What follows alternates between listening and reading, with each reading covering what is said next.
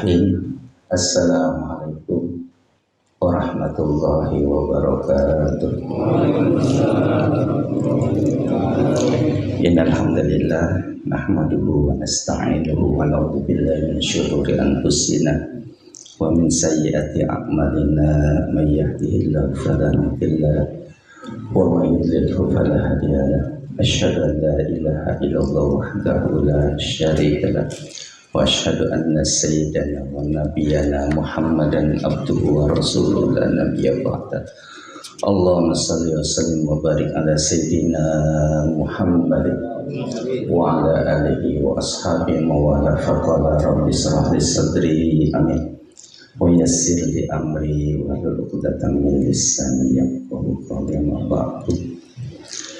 Muhtaramin para alim ulama, para asatidah, para hujjah tokoh sepuh masyarakat, lebih khusus pendiri sejadah subuh orang tua kita Mukarram Dr. Haji Muslim Abdul Karim Empat, pembina sejadah subuh ketua, wakil ketua penggerak sejadah subuh Mukarram Ustaz Usul SC, Ustaz Zainal Hakim MPDI, Ustaz Dr. Anas Bajuris dalam muacara, Ustaz Andi Krista MPDI, Ustaz hadir di tengah kita, Ustaz Haji Basoir, Ustaz Haji Suradi Abdillah, Kiai Mahmud, dan semua yang hadir, Ustaz Lukman dan seluruh jamaah yang berada di situ satu persatu, insyaallah kita mulia di sisi Allah Subhanahu wa taala.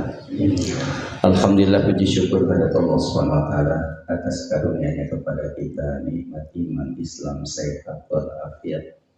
Yang terpenting masih ada umur panjang Allah berikan kepada kita. Mudah-mudahan di sisa-sisa umur yang Allah berikan, Allah jadikan kita orang-orang yang semakin takwa pada Allah Subhanahu wa taala. Selawat salam semoga tercurahkan pada junjungan kita Nabi besar Muhammad sallallahu alaihi wasallam, rahmatan lil alamin. Hadirin jemaah sejadah subuh rahimakumullah. Ya, ketua DKM di Musola Al-Istijabah ya, yang saya lupa sebutnya. Tadi kita telah dengarkan tentang bab taubat. Jadi kajian kita di sejadah subuh sekarang ini di kitab Riyadhus Shalihin. Insyaallah kalau kita hadir menambah ilmu di mana duduk di taklim ini, insyaallah keterangannya lebih baik daripada sholat sunat 100 rakaat. Ya, malah ada keterangan 1000 rakaat, 100 rakaat. Bayangkan kalau kita 100 rakaat, sholat malam aja mungkin dari sholat wudu, taubat, tahajud, hajat, kemudian sholat witir, itu aja udah lelah ya, capek, apalagi 100. Ya, mudah-mudahan nilai-nilai ini akan kita dapatkan nanti di yaumil akhir. Karena tantangan daripada sejadah subuh nomor 1 hujan, ya kan? Hujan, dalam suasana hujan, tapi kita bisa hadir, luar biasa. Itu Allah termasuk kita orang-orang pilihan. Karena tidak semua orang bisa bangun subuh pagi, jalan ke masjid atau ke musola. Ada apa yang dengar? Ada suara azan, angkat duduk, tidur lagi, bablas. Ya. Nah, hadisnya tadi disampaikan, mungkin satu hadis lagi yang mungkin memperjelas. Wa an Abi Hurairah radhiyallahu anhu qala Rasulullah sallallahu alaihi wasallam, man taba qabla an ta'lu as-samsu min maghribiha taballahu alaihi. Dari Abu Hurairah radhiyallahu anhu berkata, Rasulullah sallallahu alaihi wasallam bersabda, barang siapa bertobat sebelum matahari terbit dari tempat terbenamnya, maka tobatnya diterima oleh Allah SWT. Hadis riwayat Muslim. Artinya, lihat dari hadis ini bahwa kita dikasih waktu nih sampai matahari timbul dari barat. Tapi waktu itu panjang, artinya sampai hari kiamat. Kita nggak usah nungguin sampai ke sana. Nanti aja kalau disuruh tobat ya anak-anak, kadang-anak muda, sholat nanti aja kalau udah nikah. Emang kita tahu itu sampai nikah? Umur kita saja tidak tahu apakah ini terakhir sejadah subuh. Karena sekarang saudara-saudara kita, teman-teman kita, ini kemarin di Kelapa II, di bulan ini 6 Pak yang meninggal. Bayangkan itu berjejer dari samping musola saya, jamaah Masjid Al-Makmur. Itu luar biasa. Yang jamaah Masjid Al-Makmur itu umurnya 76 tahun. Tidak ketinggalan Pak sholat jamaah. Sampai badannya agak remuk itu, dia siapkan kursi. Dia taruh di Masjid Al-Makmur. Sholat pakai kursi. Meninggal Pak. Kita doain yang pada dipanggil Allah SWT husnul khatimah. Di belakang rumah lahiran, ibunya meninggal, anaknya meninggal. Saya makamin itu dijajar, itu di bawahnya anaknya. Ini umur tidak tahu Pak, kapan, di mana, sedang apa. Sering saya sampaikan begitu. Jangan sampai anak kita kalau kita nggak sholat dia bilang nanti aja. Jangan mungkin nanti aja. Apalagi sholat 5 waktu ini betul-betul wajib.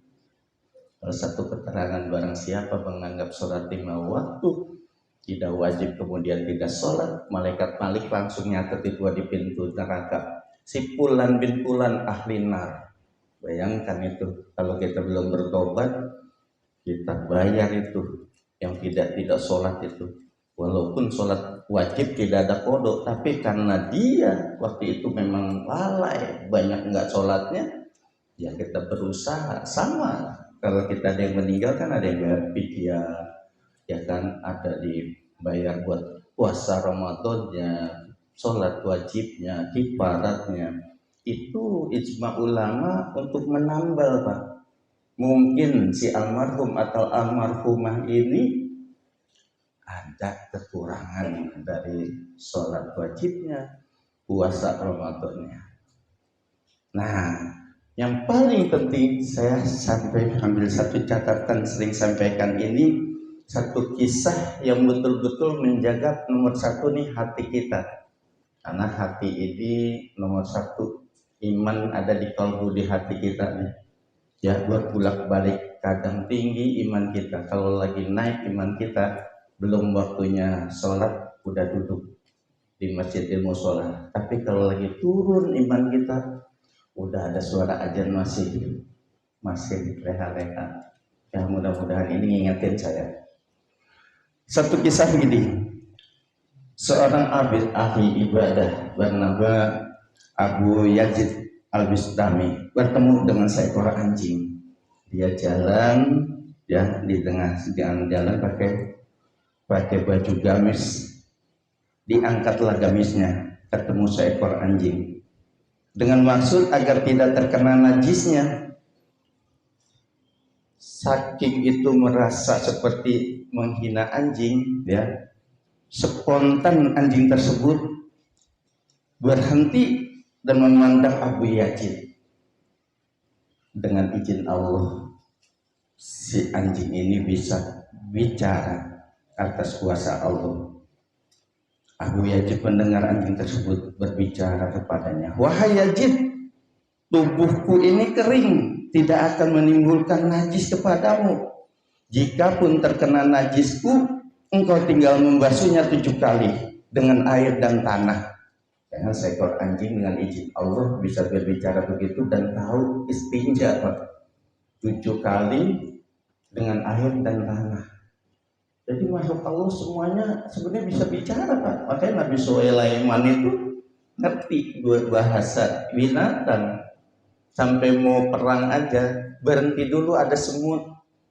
Semut, Pak, nungguin semut, teriak tolong Nabi Allah, aku dan rombongan mau lewat. Berhenti dulu, Pak. Ada apa sih? Ini semut minta jangan sampai keinjak. Coba bayangkan, semut kan pelan jalannya, banyak lagi. Nungguin dulu, Pak, saking mulianya binatang-binatang Allah gitu ya. Jadi anjing tadi itu bicara seperti itu. Kata dia gini, maka najisku akan hilang. Namun jika engkau angkat gamismu karena berbaju manusia, merasa lebih mulia dan menganggap aku hina, maka najis di dalam hatimu tidak akan mampu terhapus walaupun kau bersihkan dengan air dari 7 samudra.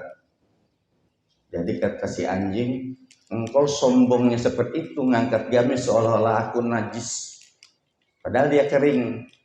Hati kamu yang harus dibasuh. Walaupun kalau hati kamu itu takabur dan sombong menganggap aku hina, dibasuh dengan 7 samudra pun tidak akan bisa hilang itu kesombongannya. Coba bayangin, seekor anjing sampai ngomong begitu, Pak. Kemudian Abu Yazid terkejut dengan perkataan seekor anjing tersebut. Dia menunduk malu dan segera meminta maaf kepada anjing.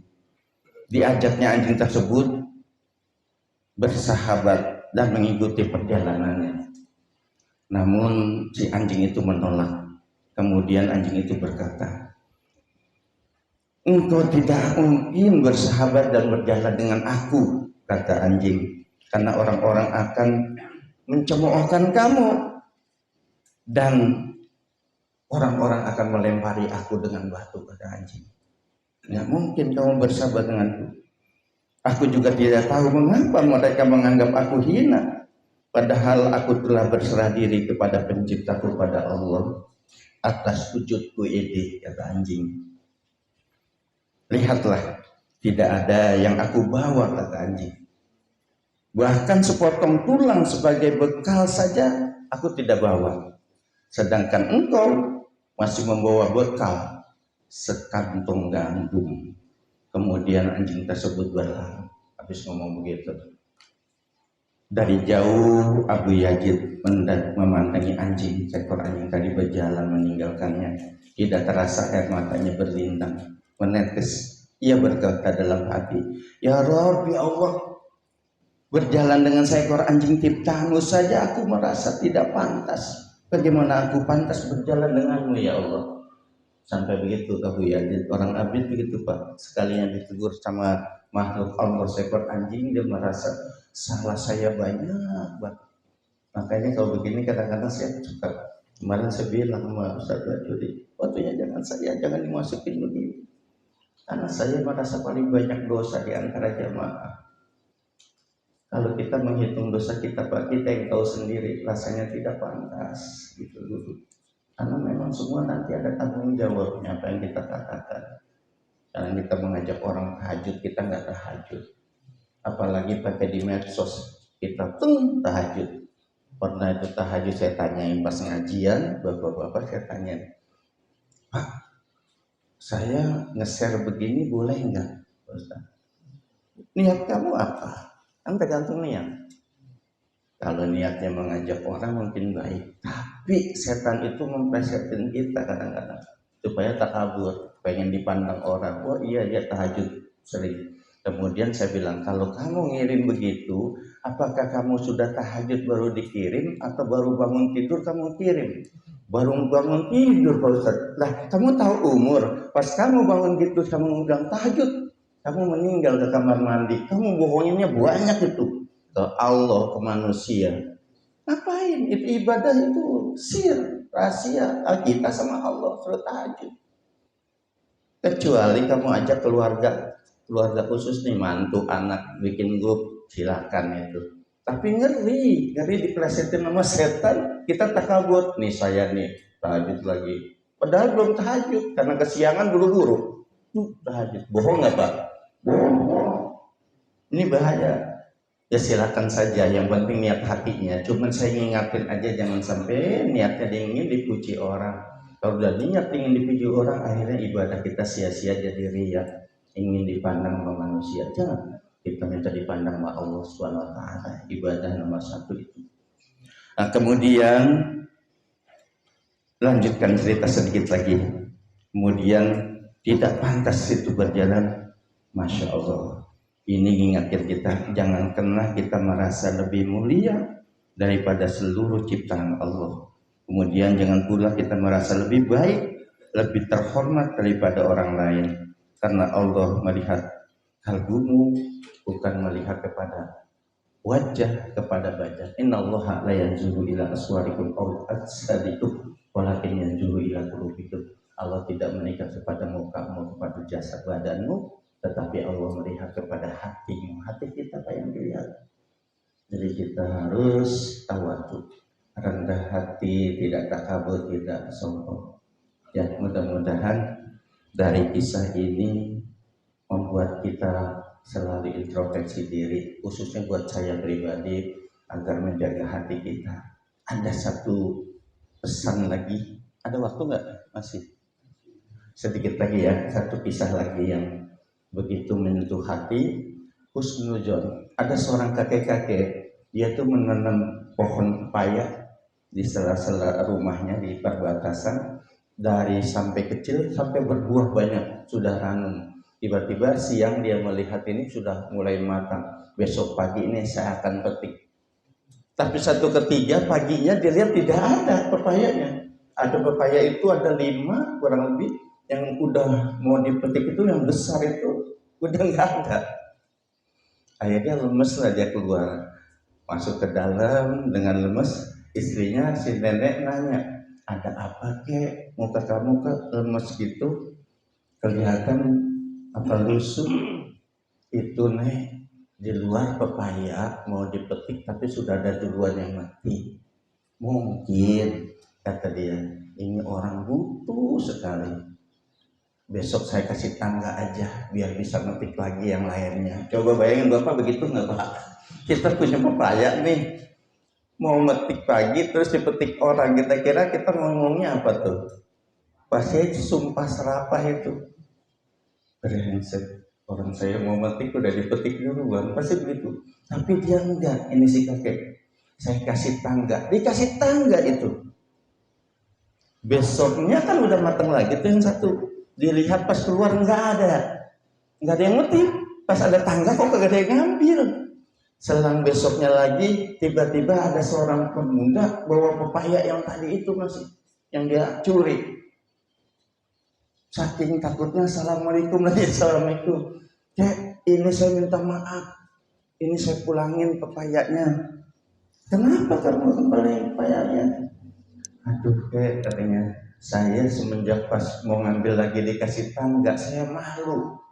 Ya Allah, betapa saya salahnya, betapa ikhlasnya yang punya pepaya ini. Saya ngambil satu aja nih sudah kemarin nyuri, ya kan naik-naik panjat, dikasih tangga saya malah malu. Saya mau bertobat katanya. Ini saya kembalikan pepaya ini, saya belum saya kupas.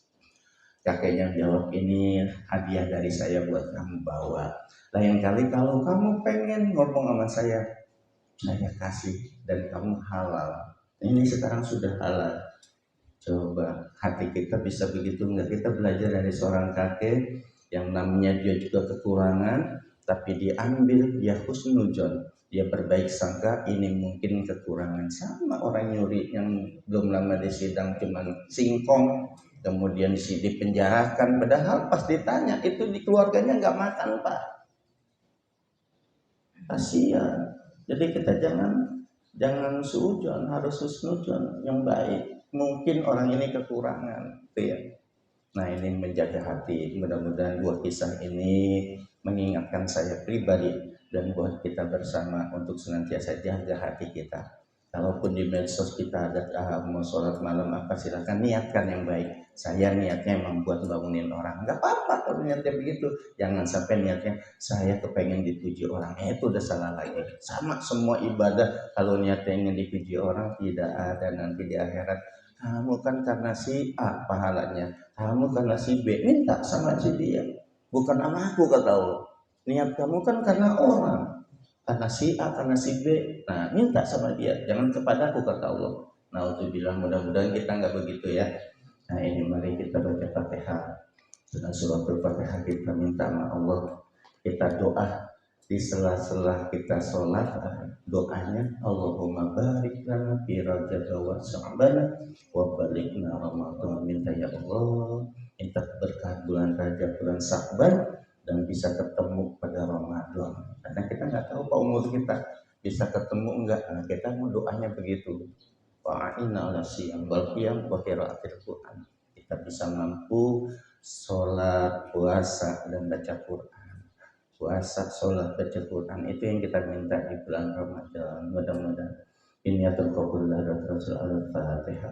A'udzubillahi minasyaitonir rajim. Bismillahirrahmanirrahim. Alhamdulillahirabbil alamin. Arrahmanir rahim. Maliki yaumiddin. Iyyaka na'budu wa iyyaka nasta'in. Ihdinas shiratal mustaqim.